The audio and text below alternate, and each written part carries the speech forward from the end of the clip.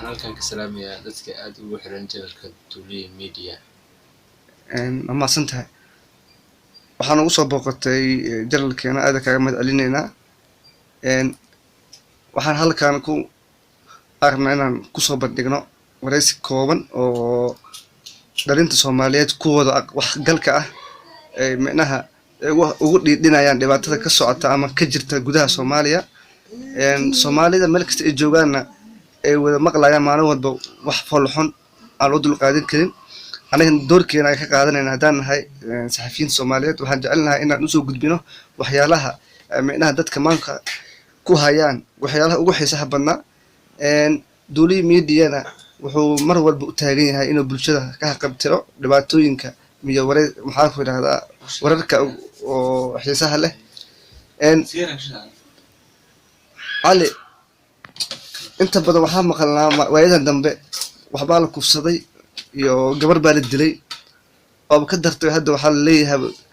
ciyaalka dugsiga dhigan hata kufsi in la kufsado la dilaa la bilaabay. Waxa ugu dambeysay wiilkii yaraa oo lagu kufsaday gobolka Baay. Marka maxaa leedahay kufsiga maxaa keena is leedahay? walaal Tuuliya marka hore waan ku salaamayaa aad ay u mahadsan tahay. Arrintan aad ugu soo noqnoqotay gudaha waddanka Soomaaliya runtii waa arrin aad iyo aad u dhib badan aadna looga xumaado. maxaa yeelay kufsigu waa wax aad u xun walaal. iyadoo sidaas uu xun yahay haddana dhalinta Soomaaliyeed beryahan dambe aad ay u cadaysteen dabeecadayba ka dhigtaanba. maxaa leedahay marka inay dhalinta ku dhiiradaan weli kuwooda cusub oo looga baahnaa mustaqbalka waddanka ahaa inay dumarkii masaakiinta ahaa ay kufsadaan? maxaa leedahay maxaa sababta keenta maxay tahay inay ku laabtaan walaalahooda masaakiinta ahayd oo ayaga loo baahnaa inay garab qabtaan ay caawiyaan? anugu fikriyan marka aniga fikirkayga ka hadlo waxaan isdhihi karaa dhibaatooyinkaas faraha badanna waxaa keena in dhallinyaradii Soomaaliyeed iyo gabdhahoodii walaalahoodii ahaa ay ku laabtaan ay kufsadaan. waxyaabaha keena inta badan waxaa ka mid ah dhallinyaradan aad u isticmaalaya muqaadaraadka iyo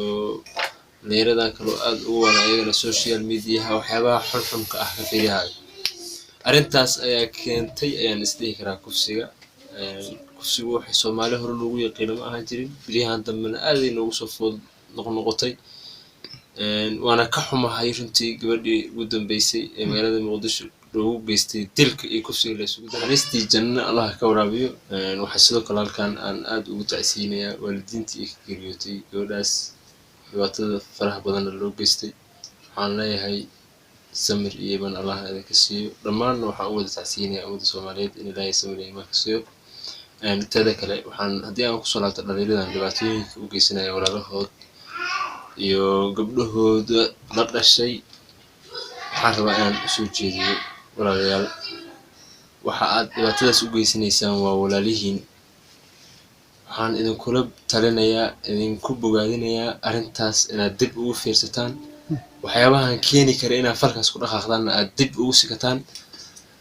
oo aad ugu taxadirtaan. mar walba wax ku keeni kara in aan gabar kula dhalato Soomaaliyeed wax dhibaato ah ku samayso. number 3 hadda ayadana usoo laabtay gabdhaha ayagana waxaan rabaa inaan usoo jeediyo gabdhaha Soomaaliyeed runtii waxaan rabaa ayaga laftirkooda waan dhihi karaa dhibaatooyinkan ku wajahan sababtooda qayb ayay ka leeyihiin. maxaa yeelay beryahan dambe waxaa aad u farabatay social media la iska baranayaa taleefana laga wada xiriirayaa iyadoo wejiga la is arkinayo taleefan inta la iska soo calis leeyahay hay hotel hebel aan sugu imaano meel hebel aan sugu imaano adoo qof wuxuu yahay aadan aqaanin inaad iska aamintid mooto u raacid goob meel wuxuu kugu sameyn raba aadan ogeyn inaad ugu tagto waa arrin aad iyo aad u dhibaato badan. waxaan leeyahay ha ka foojignaadaan arrintaas. gabdhaha Soomaaliyeed mar labaad iyo mar saddexaad iyo mar afraad baa ku celcelinaya. waalidiinta maxaa leedahay waalidiinta ayagana waxaan rabaa inaan ku bogaadiyo waalidiinta Soomaaliyeed inay gabdhahooda aad u ilaaliyaan aad u canaantaan taleefanyadan mashquulka faraha badan ee ka kontroolaan diinta ay ku mashquuliyaan salaada ay maaragtay aad ugu taxadiraan gabdhaha ku mashquuliyaan. maxaa yeelay maanta oo dhan waxaa laga yaabaa taleefan inaysan isugu mashquulsan tahay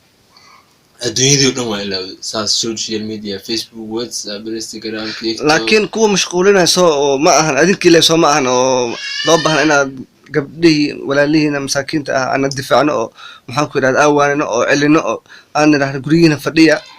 oo maxaan ku yidhahda aan tarbiya wanaagsan aan siino si ay dhow mustaqbalkooda u dhistaan soo anaga le ma ahan wax dhibaatada u geysanaya haddana si fiican waa anaga dhallinyaradayni waaye dhallinyaradayna ayagana hore waa ugu sheegay haddana waa ugu celinayaa dhallinyarooy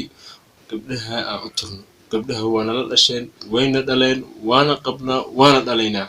walaalayaal dhallinyarada Soomaaliyeed waxaan usoo jeedinayaa mar labaad iyo mar saddexaad usoo jeedinayaa inay gabdhaha Soomaaliyeed u turaan war walaalihiina u tura war diinta ku laabta war social media dib uga fogaada war muqaadaraadkan iyo waxaan aad isticmaalaysaan dib uga fogaada arrintaasoo dhan isma arkaysaan haddaa waxaasoo dhan dib uga fogaataan hadda waxaad leedahay shukaansiga ayaa keenaya leeda miya oo social media oo maxaan ku yidhahda aan xadka lahayn ee habeen iyo maalin lagu dhafrayo ayaa keenaya leeda kufsiga miya of course waan isdhihi karaa waa tallaabada ugu horeyso ay ku imaan karto maxaa yeelay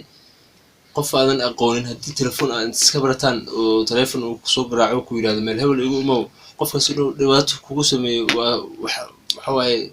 lagu saadaalin karo inay dhibaato ugu timaado waa hagaag culamada soo doorkooda ma moodid inay banaan tahay inay dadka wacyigeliyaan kufsiga ay ka hadlaan inuu xaaraan yahay maxaan ku yidhahdaa soo ma moodid inay doorkooda ka maqan yahay bulshada Soomaaliyeed ee masaajida ay fadhiyaan kaliya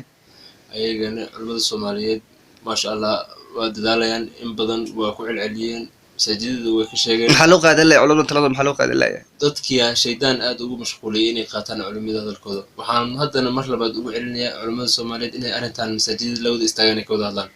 si arrintan mar dambe aysan loogu soo laabanin maamulada ka jira Soomaaliya oo aad u tiro badan maxaa ayagana kaga aadan inay micnaha bulshada wacyigelintooda xagga kufsiga iyo tacadiyada ka dhanka carruurta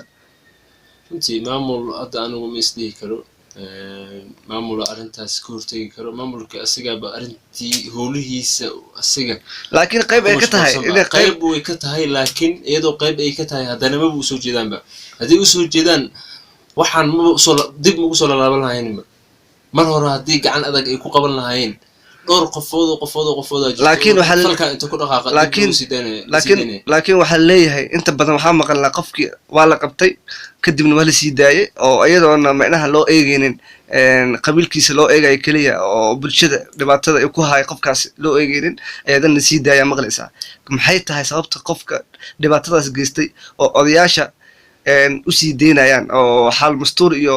xeerjajab loogu dhameynaya maxaa loo geyn waaya maxkamad taas waxaa looga baahan yahay maxkamadda gobolka Banaadir ee maxkamadda Soomaaliya oo dhan ayaa looga baahan yahay in arrintaas ay wax ka qabato iyo maamulka ka jira waddanka Soomaaliya in arrintaas ay ka hortagaan falku waa